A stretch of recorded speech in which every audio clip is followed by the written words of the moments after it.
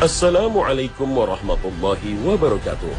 Pagi ini Khazanah kembali menyajikan kepada Anda embun-embun ilmu yang terpendam dalam luasnya Khazanah Islam.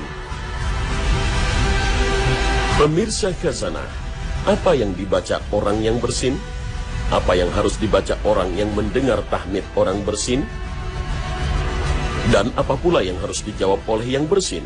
Semua teringkas dalam sabda Nabi SAW. Apabila salah seorang kamu bersin, hendaknya ia mengucapkan Alhamdulillah. Dan hendaknya saudaranya atau sahabatnya mengucapkan kepadanya Yarhamukallah. Maka apabila ia mengucapkan Yarhamukallah kepadanya, hendaknya ia mengucapkan Yahdikumullah wa yuslihu balakum. Hadis riwayat Al-Bukhari. Bersin merupakan nikmat dari Allah bagi seseorang.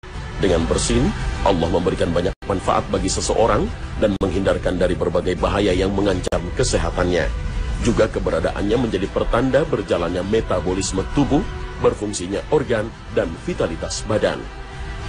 Dr. Michael Roizen, Wellness Officer Cleveland Clinics, menegaskan, bersin merupakan kegiatan yang positif karena berfungsi membersihkan rongga antara hidung, mulut, dan tenggorokan. Dalam syarah Riyadhus Shalihin disebutkan, bersin dapat menggiatkan otak dan meringankan tubuh. Bersin juga dapat menjernihkan ruhani dan menguatkan fungsi indera manusia. Ibnul Qayyim menjelaskan, bersin dapat mengeluarkan uap dari dalam otak yang jika dibiarkan akan berbahaya. Nabi SAW bersabda, sesungguhnya Allah menyukai bersin dan membenci menguap. Maka jika salah seorang kalian bersin dan memuji Allah, wajib bagi setiap muslim yang mendengarnya agar mendoakannya, Yarhamukallah, semoga Allah merahmatimu. Hadis riwayat Bukhari. Untuk itulah, setelah mendapatkan nikmat bersin, seseorang dianjurkan untuk bersyukur kepada Allah. Dan syukur ini diwujudkan dengan bertahmid, membaca Alhamdulillah, sebagaimana dianjurkan oleh Nabi SAW. Membaca Alhamdulillah ini oleh sebagian ulama dihukumi wajib. Namun Imam Nawawi berpendapat berbeda. Membaca hamdalah adalah sunnah. Lalu bagaimana pula hukum mendoakan orang yang mengucapkan hamdalah setelah bersin? Diriwayatkan dalam Sahih Muslim dari Abu Burdah, ia berkata, aku pernah masuk menemui Abu Musa. Saat itu ia berada di rumah anak perempuan Fadl bin Abbas. Tiba-tiba aku bersin, tapi ia tidak bertashmid, tidak mendoakan kepadaku. Akan tetapi saat wanita itu bersin, ia bertashmid, mendoakannya. Kemudian Abu Burdah pulang menemui ibunya dan menceritakan kejadian itu. Maka saat Abu Musa datang kepada ibunya, ia menanyakan hal itu seraya berkata, anakku bersin di sampingmu, tapi engkau tidak bertashmid mendoakan kepadanya. Sementara dia, bintu Fadl, bersin, tapi engkau malah bertashmid mendoakannya. Maka Abu Musa menjawab, sesungguhnya anakmu bersin dan ia tidak memuji Allah, tidak membaca Alhamdulillah, maka aku tidak bertashmid atau mendoakannya. Sementara dia bintu Al-Fadl bersin dan ia memuji Allah, maka aku bertashmid kepadanya. Aku pernah mendengar Rasulullah SAW bersabda, apabila salah seorang kalian bersin dan memuji Allah, maka bertashmidlah kepadanya. Dan jika ia tidak memuji Allah, maka janganlah bertashmid atau mendoakan untuknya. Hadis ini sangat jelas menerangkan perintah tashmid atau mendoakan apabila orang yang bersin memuji Allah. Hadis ini juga sekaligus larangan yang jelas mengucapkan tashmid atau mendoakan apabila yang bersin tidak memuji Allah.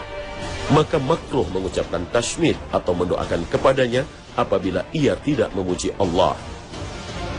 Lalu bagaimana jika seseorang bersin saat sholat? Apakah juga tetap disyariatkan untuk memuji Allah mengucapkan Alhamdulillah? Apakah jika mengucapkannya bisa membatalkan sholat karena telah mengucapkan kata-kata lain selain bacaan sholat? Siapa yang bersin saat sholat, maka tetap disyariatkan baginya untuk bertahmid, memuji Allah Subhanahu wa Ta'ala. Tidak beda sholat fardu ataupun sunnah. Inilah pendapat jumhur atau mayoritas ulama dari kalangan sahabat dan tabi'in, Imam Malik, Imam Syafi'i, dan Imam Ahmad. Hanya saja terjadi perbedaan di antara mereka. Apakah harus dikeraskan atau dipelankan?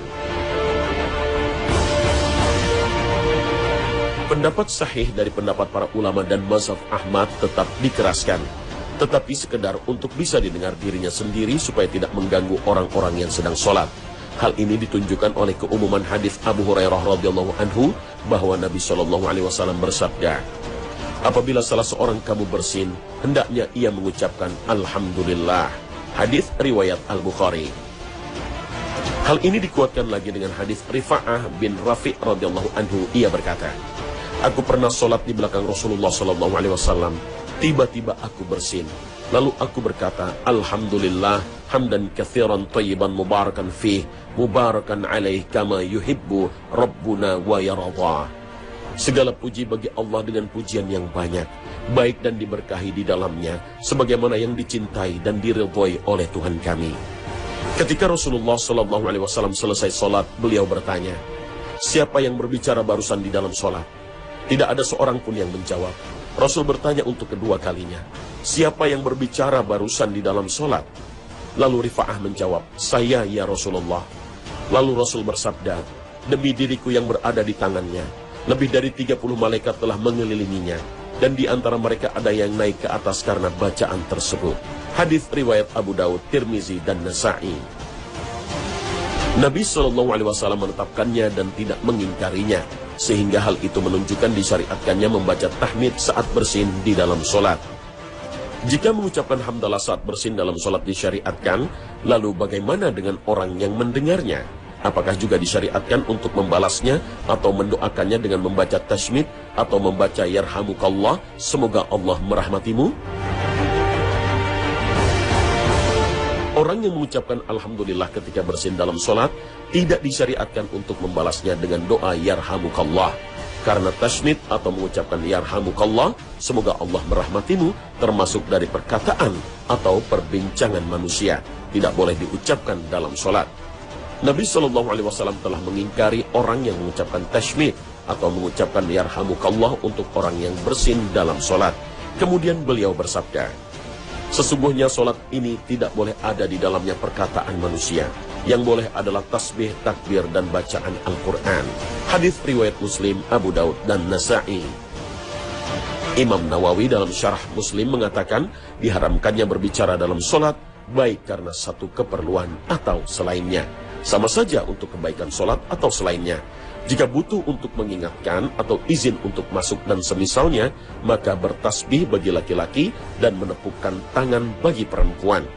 Ini adalah mazhab kami, mazhab Malik dan Abu Hanifah radhiyallahu anhum, serta mazhab jumhur atau mayoritas ulama dari generasi terdahulu atau yang kemudian.